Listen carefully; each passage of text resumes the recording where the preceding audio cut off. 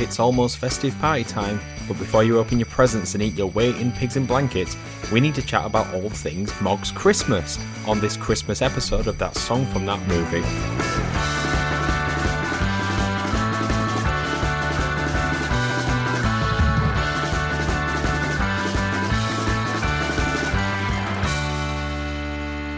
Right, what you need is a bath. You what? What a way to start. You what, mate? Oh, Oh, right. Oh, yeah. Woof. Thank you for joining That Song from That Movie, the glad tidings-filled journey through the very best and worst of Christmas movie songs. I am your nice but not very clever host, Dietrich, and joining us, as always, is our cat who sleeps on top of bins, Alex. They get more and more accurate every episode these days. Thank you. You finally nailed it. Completely nailed it. Yeah. This was the first time where I'd already written something before I'd even watched it. It just happened to work out. Question, would you rather sleep in a bin or on a bin? Oh, definitely in it. As in, do I want to be Oscar or do I want to be Mog? Well, yeah. I think I'm Oscaring in it. You'd Is that sleep in a right? bin. I think I'd have to sleep on a bin. It depends what kind of bin, I suppose. Yeah, recycling bin. I could do a recycling bin. If it was one of those like big ones, like an industrial park bin full of cardboard, No. that feels quite nice. Nah. Needles at the bottom, mate. Even if they were filled with rubbish, you could kind of find a groove in there, couldn't you? You know, like in the sacks. So I think you'd probably rather inside. And completing the lineup is our cat who loves eggs for breakfast, Ben. I hate eggs. Or do I? Mysterious. I thought you were trying to do like a Louis Walsh thing there of like, I don't like eggs. I love it. eggs. I love them. Yeah. And then the crowd cheers for some reason. You sound like an egg. You act like an egg. I would like to know in the past fortnight, what have you been watching? Mog's Christmas. I'll just start. I went to see Wicked. Have you guys seen Wicked? Yeah, me too. Alex? No, I haven't. I would like to. Is it good? Did it make you cry? Did it make you feel? I got goosebumps at the end. Yeah. It was definitely better than I thought it was going to be, rather. Because it looked shocking from the trailer. Well, there's still bits that do make me cringe, but it is pretty well done. Yeah, there was a moment in the cinema, I'm going to say about 30 minutes in, where I remember looking at my watch and going, it's only been 30 minutes. This is going to be a rough ride. And then, like, the second half of the movie is, like, speeds up. Fantastic. And everything from, like, Emerald City looks amazing. Because it's all, like, practical sets mostly. And when it's not, it's obvious. It really comes across well on screen. Yeah, I you might like it, Alex. I don't think you will, but yeah, you might. You like musicals, though, don't you? I mean, I like the musical Wicked. There you go. You love it. Will I like the film of the musical Wicked? You love That's it. about it sounds, but yes, I will. It depends if you can picture someone who's not Nadal Dazeem, but Well, that's The wicked talented. And Kristen Chenoweth. Don't forget about Kristen Chenoweth. But okay. Yeah, that person. yeah, I don't remember her name, but yeah, thank you for reminding me. Alex, have you seen anything that isn't Wicked? Yes, I went Not to see ever, I just mean recently. I went to see Moana 2 at the cinema. Oh yes. Go on, verdict. Not good. Not good. Oh no. Not good, guys. I wouldn't go and see it. The thing is, like, the first Moana film was very much sans plot, wasn't it? There was not much to it, but it had amazing songs because of my boy, Lin-Manuel. Yep. He's not on board for this film, and it shows. It does show. He was too busy he's writing not. this song. Oh no. It wasn't even a film. No, yeah, but it was originally a TV show that they made into a film, yeah. He was too busy writing the songs for Mufasa, apparently. So he's doing the songs for that. It wasn't a 10 from Len. No, it's that's a stretch. Wow, that's a stretch. Does that work? No, but we'll have some relevance later on in this episode. Plot was not great. It was kind of essentially the same as the first one, but the songs were just not good. So it was very bored. I was very, very much bored after about 10 minutes. And it really did show that it used to be a TV show as well. Like, it showed it was a TV show. It was very clear that it had been pieced together. You saw the credits roll 30 minutes in each time. That's kind of. What I didn't realise is that even like this film had a post-credit scene. Why? Who's that for? Does every film have a post-credit scene now? It's like setting up Moana 5. like 10 down the line. It's like just putting things in place. Isn't there a real-life Moana coming out? Yeah, there is. Oh, Why? Anyway, So it's that time of the year again. It's the 2024 That Song from That Movie Christmas special. And what we're covering this time, well, I assume you already know because it's the name of the episode, but it's As Long As I Belong by Sophie Ellis-Bextor from the short movie Mog's Christmas. So to find out what was happening in the world when the movie came out. Time for some history. Some Quizmastery. The wrestler. Yeah, I said Quizmasters. Quizmastery. Quizmasters. Yeah, I mean, it's Christmas treat for everybody because I'm doing an episode. It doesn't happen very often, does it? Probably last Christmas was the previous time. So we are going all the way back to 2023, literally last Christmas. And what did we get last Christmas? We got Colorado Supreme Court rules that Donald Trump is ineligible to run for president after participating in an insurrection under Section 3 of the 14th Amendment. Whew. Yeah, I wonder what happened to that guy. Dodged that bullet. Yeah, what happened to that guy? Ncuti Gatwa becomes the 15th Doctor. Yep. I've not seen any of it with him in it. Is it any good? Yeah, he's good. He's good. And speaking of Last Christmas by Wham finally became Christmas number 1. Oh yeah. Is that because they've changed that rule now? It's because of streaming. Stupid streaming. They have a rule for streaming, don't they? Where there's a calculation where the longer a song's been out, the harder it is to go up the charts. Because otherwise, Bohemian Rhapsody would always be in the top 40 or something like that. But they changed it for Kate, because that's why Kate Bush got to number 1, didn't she? With Running Up That Hill when Stranger Things was out, because normally it would have never gotten close because of the formula. But I think they've changed stuff recently. No, I just think it's literally that if you have a premium account, I think it's 10 premium plays, something like that, equals 1 sale. And then 100 non-premium plays equals 1 sale. So if you have a free, Spotify, it's something like that. But I don't think there's anything to do. It doesn't matter if it's an old song or a new song. It's just that. Which is why Last Christmas was number 1 last year, and I think Mariah Carey was Christmas that was number 2, and Fairy Tale of New York was number 3, I think, last year, something like that. Those were the top 3 songs in the chart. Yeah, we've sort of accidentally got Christmas number 1s back, as in Christmassy Christmas number 1s back. Yeah, but just not new songs. Wham! Last Christmas is favourite to be Christmas number 1 again this year. Apparently, it's very popular with Gen Z. What? Was that why? I don't know. Just is. Because it's a great song. It's a good song. That film, maybe? But we're getting off topic, because we're supposed to be talking about something else that happened last year. Yes. Which was Mog's Christmas. So it's adapted from Judith Kerr's iconic children's book by Lupus Films, director Robin Shaw and writer Joanna Harrison. The short film stars the voices of Claire Foy, Benedict Cumberbatch, Adgio Ando, Charlie Hickson and Miriam Margolyes, to name a few, and follows our feline friend Mog, who, after becoming bothered by Christmas festivities, plogs herself on the roof of the Thomas family home and refuses to come down. So I don't know whether either of you had seen it before this Christmas. So what did you think? I watched it last year when it first aired, when it premiered, and for me it was an instant Christmas classic, up there with The Snowman. I just remember seeing all the adverts for it and how hard Channel 4 were pushing it last year. It even got the Radio Times Christmas cover last year, and I think they just knew they were onto a winner. So I definitely had to watch it, and yeah, loved it. Simple, effective, does everything you want for a Christmas story. It's got a cat in it. What more could you ask for?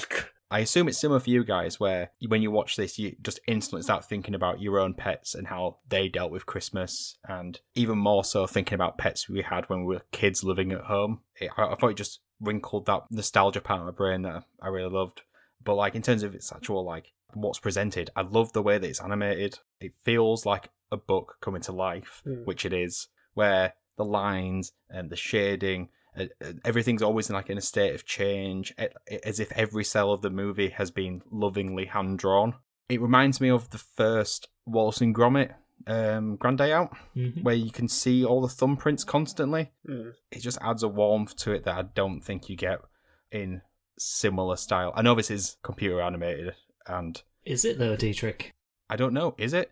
Well, I mean, it's digitally drawn, but it is hand-drawn. Yeah, we'll come on to it later. Oh, nice. Because it comes through and I love it. And I like the way they use completely white backgrounds that you don't always need to see the entire house all the time. It just, again, hits that picture book feel that makes it work so well for me. Cool. Ben? Yeah, I'd never seen it before. I'm familiar with the books, but I wouldn't say I had an affinity with them myself. But yeah, I enjoyed it, actually. It was quite surprising. It does have the kind of the feel, I guess, like you say, the animation style of like the Raymond Briggs Snowman. I guess it's like a lot of things with like CGI in sort of action films and stuff. Everything tried to go CGI and then realised actually it's better to go to either, you know, physical animation or classic drawn or something like that. Even when you look at things like Into the Spider-Verse and stuff like that, people don't like photorealism. They like almost like cel-shaded or, you know, kind of the feature of the actual drawing. You know, in the sense of like it's a comic book, so make it feel like a comic book. And I guess that with things like this coming out last year, is know your roots and, you know, connect it with the book as opposed to trying to make it like, you know, this beautifully flawless thing. So I think you get more of a feeling with it by it being, by it really having the hand-drawn feel, like you say, the constant motion of it. Despite that constant motion, it's very mindful. I really like the first half, I think up to the point where Mog's on the top of the house. Because it's like, I guess in mindfulness, there's like a common practice to like where you normally sit. So we're all, I assume, sat at a desk or something, or in the same position. We always do the podcast. And there's a common mindfulness practice where you just kind of get up and just stand in the corner of the room that you're in now, but in a place you wouldn't normally stand, just to see what you wouldn't normally notice about an environment which is so familiar to you. And there's something I connected with, I guess, of Mog just kind of overlooking the goings-on of, I guess, various different people's lives who I imagine are canonical sort of characters that are familiar. But you're just seeing things from a different way because he's just on top of the roof where he is not used to being. And there's something nice, I guess, about that of just, not necessarily as an interpretation, but you're just seeing little pieces of slice of life or little things going on or just microchasms of people's lives and what they're doing. I really like that. I just find that so soothing. The music of it was gorgeous. Then you get into a very weird music scene, obviously, which we'll go on to. But I loved that moment. So I enjoyed it for 20-ish, 27, 28 minutes or something like that. 24 minutes. 24 minutes, yeah, it was great. Yeah. But yeah, it's interesting what you picked up about the end because it feels very like Christmas. That like if you go on like a Christmas constitutional in the morning, and you see like people in their houses all doing the same thing and you get those like snapshots of other people's Christmas day, and that's kind of nice, isn't it? And that's sort of what it shows in this. I mean, I absolutely love it as well.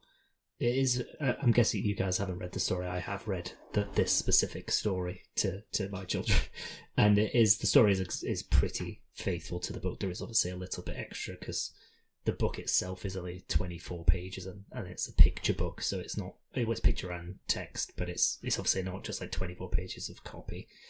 And there isn't a whole lot to the story. It is very, very simple that Mog is a bit stressed by Christmas, sits on the roof, falls through the chimney. End of story. But something so warm just comes across in the way that it's presented, and it does like reflect the idea of like what many people experience at Christmas, the kind of the trauma mixed in with the joy and like the sometimes loneliness but sometimes togetherness that kind of is wrapped up in Christmas.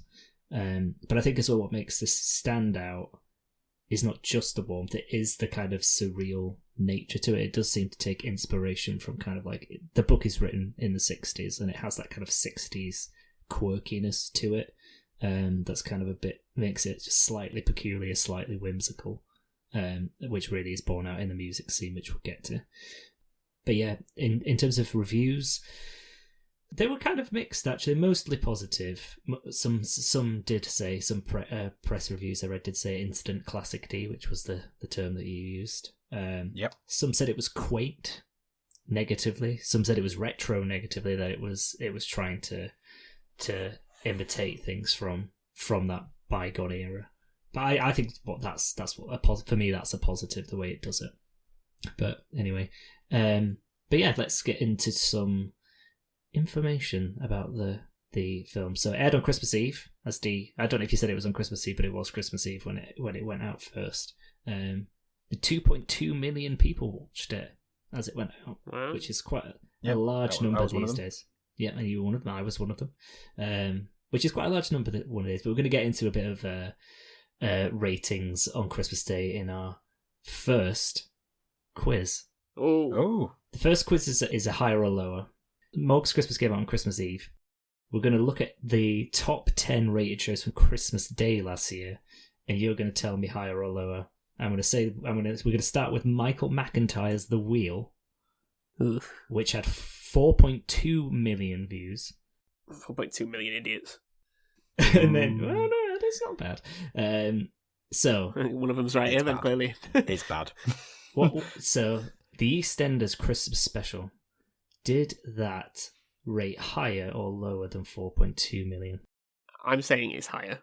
Last year was the big flash forward thing. It was quite a big storyline last year. Oh, yeah. It was there for the adverts.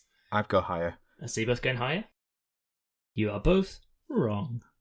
Really? EastEnders Wow. only rated at 3.6 million. How the mighty have fallen. Yeah, it could be something to do with the timings of when they were on. Yeah, maybe.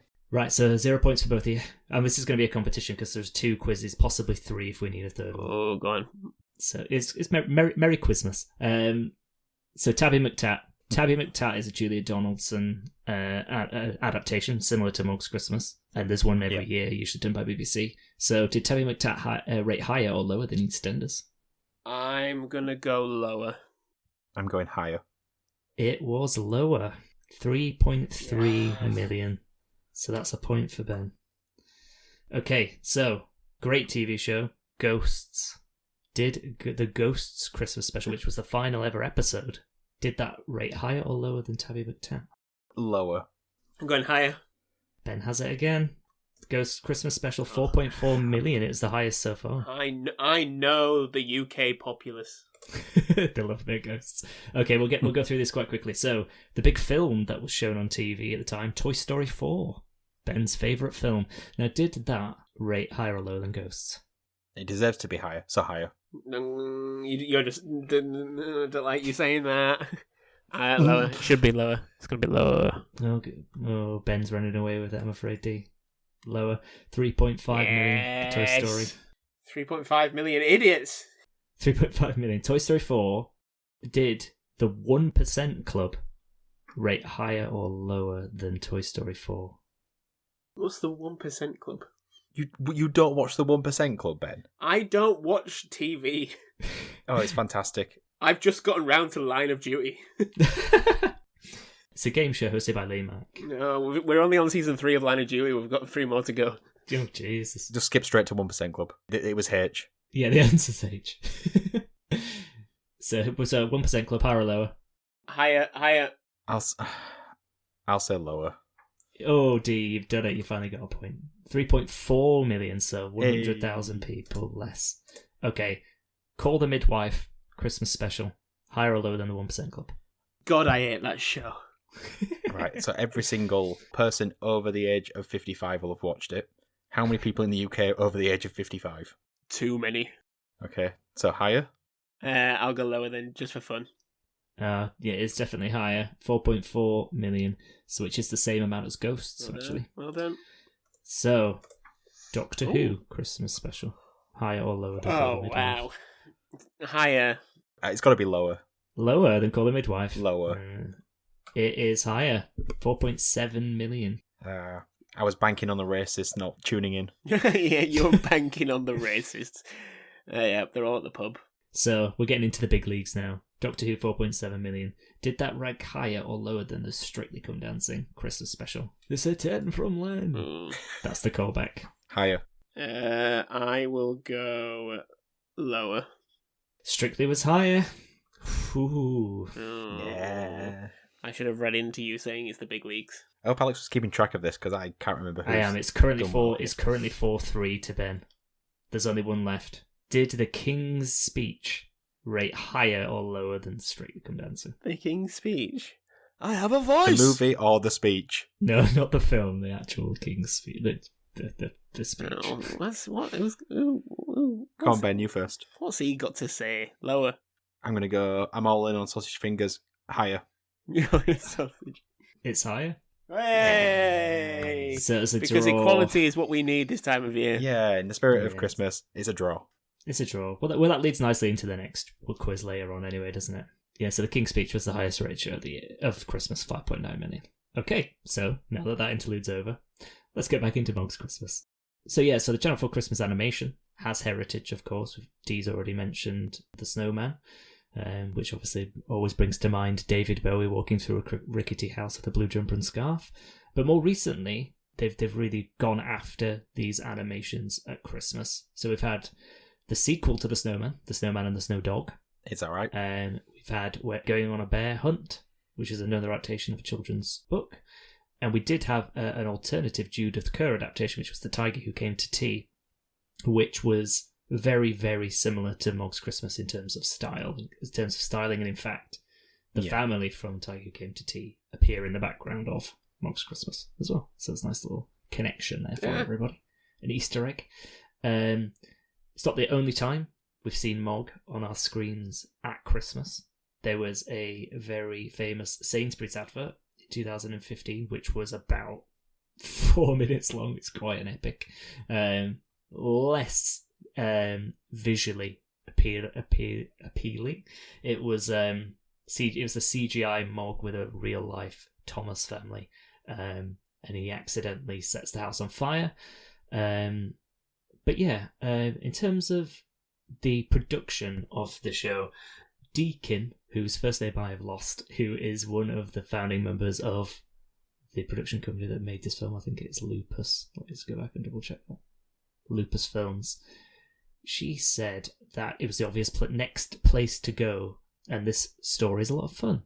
One of the nice things about The Tiger Who Came to Tea was leaning into the humour, and we've been able to take it even further with this, which I thought was interesting. What did you guys think of the humour in this? It's not outright laugh out loud comedy, but it's got like a lot of playful moments in it. Did that resonate? Did that come through? I've watched it 1,000 times, so I find it generally quite, maybe not as funny as the first time I'd seen it, but what did you guys think about that side of it? I don't know. It was kind of the whimsy of like enjoyable. I wouldn't say I found it humorous, especially while I'm the dementing aunt. But no, I kind of enjoyed it. I think I appreciate it for the tone of the film, but I wouldn't say it was humorous. Not for me, anyway. Yeah, I think you used a term, Alex, in the previous episode when you were describing Paddington 3 of like, it's fun, not funny. Yes. I think the only like laugh out loud, almost played as a punchline moment is when the baby's face turns around and looks at Mog. yeah. That baby's going to have issues. But yeah, other than that, it has warmth and humour in it, but it's not punchlines. No. But I can confirm that children find it hilarious, so there is that. Especially the walking Christmas tree in the musical number. So the film is completely hand-drawn, which obviously we alluded to before. There's 16,574 animated frames, so individual frames. Some of the 63 artists who worked on it specialised in cats. Others focused on a specific character, while others still created the 206 hand-painted backgrounds. I think it kind of harkens back to when we used to do the Disney episodes, and we kind of touched on the numbers of what went into those, and people just specifically creating one character and just doing that one character. But I think it really does come through, like we said, the painstaking effort that went into creating it, and the love that has to go into something that takes this long to create. Robin Shaw, the director, described as acting with a pencil, which is a nice turn of phrase. Yes. One of the animators, Ed Smith, calling him out, who was doing some of the 3D animation, said that he kind of created some rough drawings, like a blueprint, but they used people to create, so essentially to create the positioning of the cat. I think it said somewhere. There are many, that's it. The director, Robin Shaw, there were many images of him on all fours with his bum in the air, was what one of them said. So they literally were like stood posing, and they draw them from still. And on that, to give a call out to Miriam Margulies, apparently she was very physical in everything she was doing during the recording. And so they tried to reflect that in the animation, which I think again does come through. one of the things that the creation team from Lupus said is that it was important to them, and I don't know how true this is, but it was important to them that the cast had a connection with the original book. And both Claire Foy and Benedict Cumberbatch did express that they'd often read them to members of their family, or that they'd had them growing up. Like I said, the book was written in the 60s, so it's been around for a while. And it's also true of Sophie Ellis-Bextor. And I think it's probably a good time to come on to the song.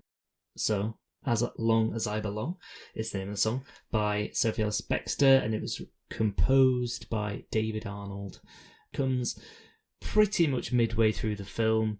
Morg is on top of the chimney, falling asleep, and then he has what can only really be described as some sort of fever dream about Christmas and family, and it kind of goes into this like super surreal montage. What do you guys think of this scene in particular and the use of the song?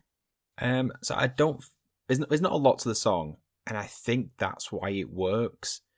It sort of adds to the sort of simple. Well, it's a simple, inoffensive sort of head nodder of a track, and that fits perfectly with the sort of simple nature of this short film. I think whoever added the sun nodding its head side to side deserves a raise, because I feel that I have to do that too. So it gets stuck in my head when I'm doing that. I'm doing it side to side. You can't see it. This is audio. Just pretend that I am. I'm doing it too. But I really, if I had to nitpick, I really wish this song had a stronger Christmas connection. I know it mentions a Christmas tree, like I think it's like maybe the second line, and that's it at the beginning. But if the chorus had a bit more of a festive feel to it, or it had more of a vibe of Christmas, I think it'd be a Christmas time staple, like out of the box. But without it, it's just the song from Mog's Christmas. Just throw in some bells. Just throwing some bells. E17 gave us the method, the blueprint, of making it Christmassy. Yeah, you don't need to actually have any lyrics about Christmas. Just play bells. Just write a song about making out with your brother, and it'll be fine. Wait, is that what? that is such a niche reference that people have to know the backstory of that song. Yeah, I do not know that reference. Stay Another Day is about his brother. It is, yeah. Is it? Anyway. I mean, if you want to know more about E17, watch that documentary, because my God, about the boy bands it is incredible if you've not seen it. I haven't watched it yet, but how long do they talk about being run over by yourself? I mean, it is mentioned. Because you had too many potatoes. It does come up. I don't think it goes that specifically into the detail of that. I think it was it was a potato with beans, wasn't it? Wasn't there beans involved? But yeah, it is discussed. Anyway. It's discussed. Yeah, so I like the song, but for everyone keeping score over the years, this doesn't make it into the official Christmas / Backstreet Boys playlist that I've continued to maintain over the years. Nice song, not Christmassy enough. Ben? No, I mean, I'm the same. It's very nice, very sweet, without being saccharine. I think that, yes, it doesn't feel like a Christmassy song. It's very jaunty. It's very earwormy. Mm-hmm. I wouldn't say to the point of annoyingly repetitive, although I didn't like that some of the animations in the montage were repeated. I just felt that was a bit annoying. Like it felt a lazy. bit cheap. Yeah.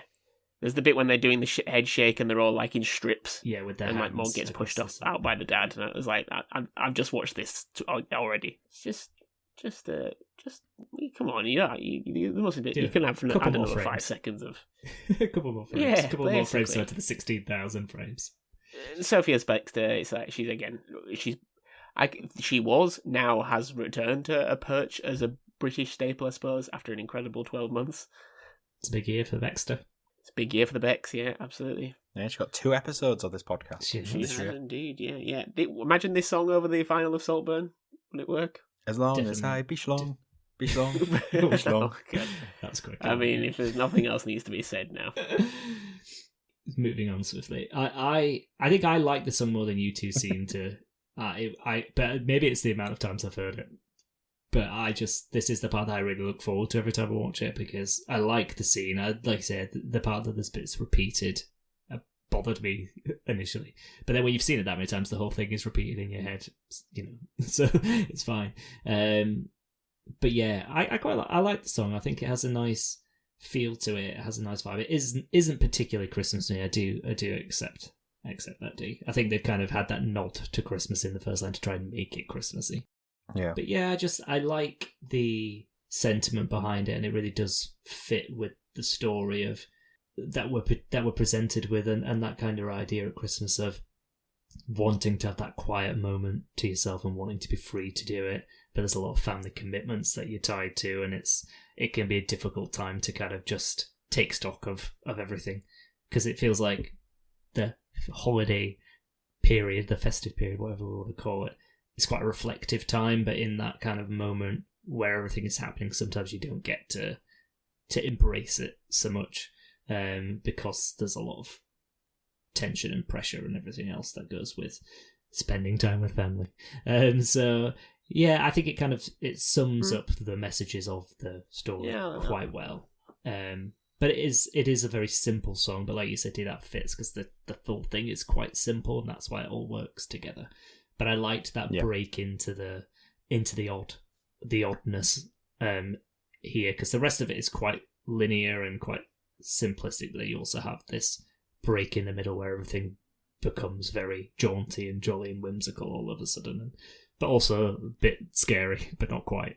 It's just a night. It gives a break to the rest of the story. But yeah, they wanted the song. This is David Arnold, the composer, wanted the song to be about acceptance and family. And Sophie Ellis-Bextor said that they wanted to make sure that it had the warm, beating heart, because when you watch these cartoons, picture different generations sat on the sofa at Christmas. And that was the essence of Christmas in her mind.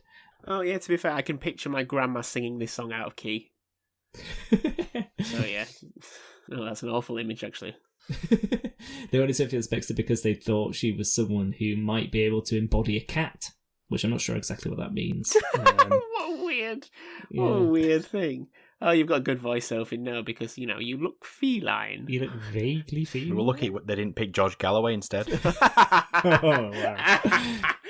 What a reference. It's very, very, very much a UK reference. I've gone very niche this episode. Yeah, wow. I like it. I mean, that's a British TV sort of iconic moment, though, it's isn't a moment it? in time. It's like the come down with me thing.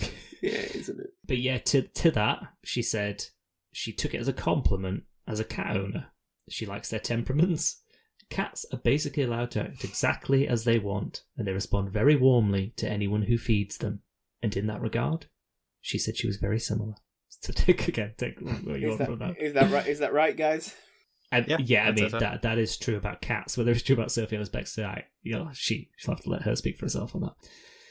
But yeah, that's the end of my notes. But we do have another quiz if you want to get into it. Yeah, quiz it. This is music. Merry Christmas. This is whatever it was. Merry Christmas, yeah. Merry Christmas. So where the other one was about TV, this is very much about music. And this is taking inspiration from Ben's quiz from the last episode. What I want you to do is to try and guess a Christmas number one from across the decades. So it has to be a number one. Okay. Oh, and it has to be in the right decade. So you have to get a number one from the 70s, the 80s, the 90s, the noughties, and the 2010s. And if you get one in the right decade, I'll give you 1 point. How does that sound? Does that sound too hard? I'm getting it. Let me get my. Let me get my phone out and Google it. Let me get my phone and get a list of all the Christmas number ones ever made. So, do you want us to message you them so there could be no changing and you can do, yeah, if you want to do it that way. Stuff. Or... That might make it easier actually, because then I can put it on the screen. Okay. Does it need to be a Christmas song? No, it just has to be Christmas number one. So we're not talking Christmas songs per se. It has to be Christmas number one, and that makes it difficult because obviously a lot of the Christmas songs we know weren't number ones. Yeah. 20. I think I'm doing all right here. Looking at my list, if I've got the decades right. Oh, I don't know what this one. Okay. I'm sending you my list now, Alex. You don't sound very confident about it. So 70s. Ben said, "Mary's Boy Child." Okay. Mary's Boy Child, Jesus. Yeah, I don't know if it ever got to number one, but it's the only Christmas song I can think of from the 70s. I can tell you, Ben, it did get to Christmas number one. So that's the first part date. And really? it did, and it was in 1978. So that's a point for Ben. Nicely done, Ben. It's a point for Ben. Nice. I can't believe that one. That was the one I wasn't confident on. So D, you went for Saviour's Day. I'm assuming that's Cliff, by investment Cliff. Yeah. Oh, that's 90. That's 91. Well, it did get to Christmas number one, but it was in the year 1990, I'm afraid. So 80s. We'll go for D this time. D, on the cliff theme, went for Mistletoe Wine. Mistletoe Wine. Yeah, that 89 in it. Did get to number 1, yeah, and it was 1988. So, yeah, point for D. I was 1 out again. Point for D, so that's 1-1, but Thank you. Ben went for a classic Band-Aid, Do They Know It's Christmas? 1984. Christmas. I was tempted to just do that for every answer from this point on. And I avoided cheating by just putting it for every decade. So, 2-1 to Ben. Okay, so we'll do Ben's this time. 90s. All I Want for Christmas Is You, which is, of course, by I am Mariah. assuming it got to number 1, but I just I don't know. I'm afraid to say, Ben, that it did not. Did it not? Shit. No, it did not Surprised get me to that. number 1. I think it has been number 1, but it hasn't been a Christmas number 1. I think it was number 1 last year. Oh, really? Yeah, but not a Christmas number 1 as well. Yeah. D went for Two Become One by the Spice Girls. An easy choice, but definitely correct. 1996. The Spice Girls had Nice. 3 consecutive number 1s, actually, in 96, 97, and 98. So that's 2-2, is it? I think. Yep. Yeah. So both got 2 right, both got 2 wrong. So I think we're on D here. So D went for Naughties, we're in now. An absolute anthem. Yep. Why have we not covered it yet? Mad World by Gary Jules. Was it that good? Was it then? 2003 Christmas number 1. It wasn't my original answer. I changed it. I'm not confident about my next one. I know it's number 1, but I don't know what year it was. Well, so D, you were correct. Ben did. Okay. Can We Fix It by Bob the Builder. That's what I originally had down. It could be the 90s. I couldn't remember if it was 90s or noughties. So it's Christmas number 1 in the year 2000. Oh, cool. Yes. Oh, It counts. Nice. Counts. Famously kept Stan off number 1. Really? And you've both given the same answer for the last one. Really, did we? Yeah. Yeah, it was a draw. And you both scraped the correct answer. 2010, When Is We it really? Collide by Matt Cardle. Yeah. Wow. When was I almost put for the last one Rage. When was Rage? Rage was 2009. Oh, really? I'd have got that wrong. I felt like I was at school, so I was like, ooh, it might I might have. Yeah, it was not definitely left. first. It was But obviously first it was year late. of I was at uni. uni. Yeah, it was the first year of uni. Yeah. Yeah. So X Factor was 2005, 2006, 2007, 2008. Then it was Rage 2009, then 2010 for Matt Cardle. See, in 2010 there was loads of those sort of what's his name, the composer dude, and it's like Fisherman Friends. I don't know what the songs are called. Gareth Malone, 2011. Yeah. Wherever You Are with the Military Wives. Yeah, it's like that's it. The Military Wives. I can't remember any of Yeah, the the songs. Military Wives. Yeah, there was the Military Wives. There was the Justice Collective the year later. There was also the Lewisham and Greenwich NHS Choir, which was 2015. Yeah, there was loads of those. Yeah, like Simon and Garfunkel and stuff. I can't believe none of you went for Rockabye by Clean Bandit. Yeah, That was Christmas number 1. Apparently. 2016. But yeah, I mean, we're in an awkward situation now because we've drawn both. So should we have the tiebreaker quiz? Let's just do it. Go on. Do you want to do it? Go on. Go on. So there was a poll in the last month for the UK's favourite Christmas films. So top 5. I don't know how we want to do it. I don't know if you want to just guess 5 films and I'll give points to the person who gets the most, or whether you want to take it in terms of guessing. Yeah, the let's films do who that. gets We'll the- just I'll message. We'll just message Alex quickly, like 5 films. Yeah, let's do it quickly. Okay. It's going to be a very quiz heavy episode. Are they Christmas films or films on at Christmas? I would say all of them have a relation to Christmas, yeah. In some way, Okay. shape, or form.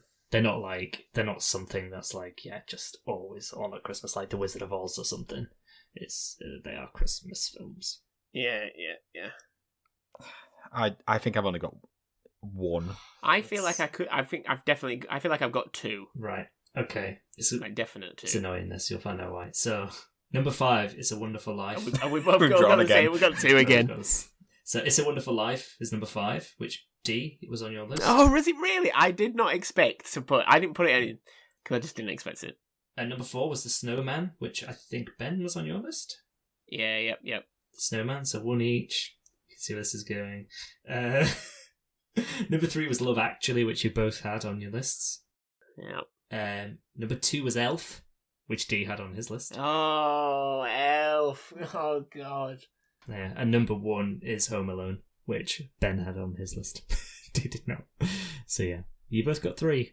You know what? It's Christmas. It has to Christmas. D, get the bells out. Bells out. It's Christmas. That's so annoying. Jingle, jingle, bell, bell. Oh no, if he bells. Merry Christmas, everybody. 3 pointless quizzes there that all ended in a draw. You filthy animals.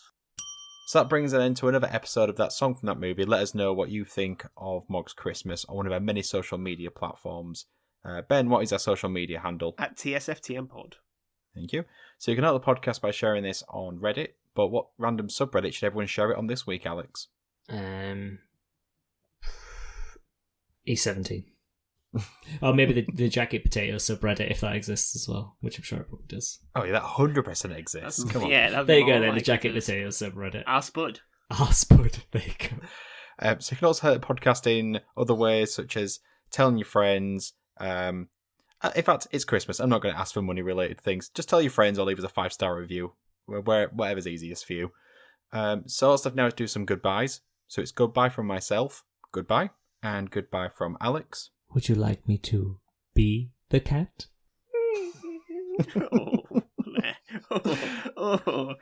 And goodbye from Ben. Gold, frankincense, myrrh. Will make sense soon. Nice. So, Merry Christmas, everybody. Bye. Bye. In a bit. And then he was with.